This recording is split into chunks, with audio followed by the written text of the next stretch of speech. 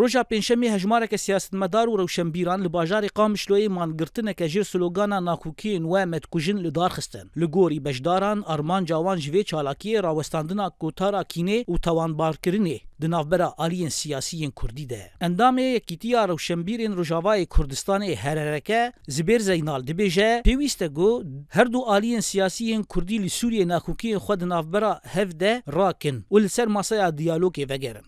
وحياج ما بي أم ناخوازن مظن ببي ودفي عجلة بكن جار دي الهفدورونين وبلاز بي شرط ومرج الهفدورونين وجار دي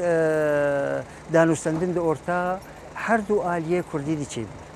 Beşdarên vê çalakiyê diyar dikin got êrişa artêşa Tirkiyeyê li ser Herêma Kurdistana Iraqê asta nakokiyan di navbera hêzên Kurdistanî de bilind kir got bi awayekî yekser bandorê ser rewşa navxweyiya Kurdên Sûriyê jî dike. Siyasetmedara Kurd Mizgîn Zêdan diyar dike got nakokiyên di navbera her du hêzên Kurdî PDK û PKK de arîşeya siyasî ya di navbera aliyên Kurdên Sûriyê jî dike. Em karibin bêjin êdî bise ji van nakokiyê nav Kurda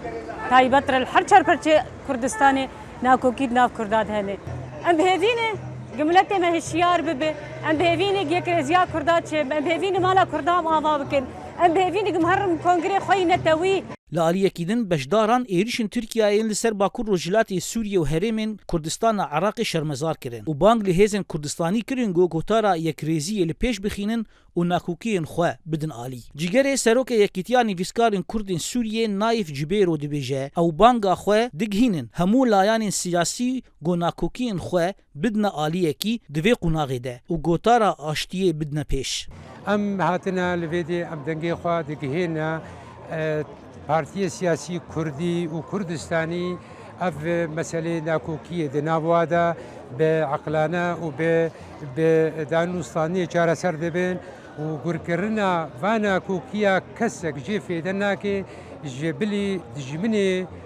Kurd û Kurdistanê. Hêjaya bibîrxistinê got nakokiyên di navbera her du aliyên Kurdên Sûriyê enekese û peyênekê de zêde bûne piştî êrişa Tirkiyeyê ser Herêma Kurdistana Iraqê û bandora wê yekser li ser rewşa navxweyiya Kurdên Sûriyê kir û bûye sedema got diyaloga navxweyî ya goberê dilokumî were rawestandin. Zana Umer dengê Amerîka Qamişlo.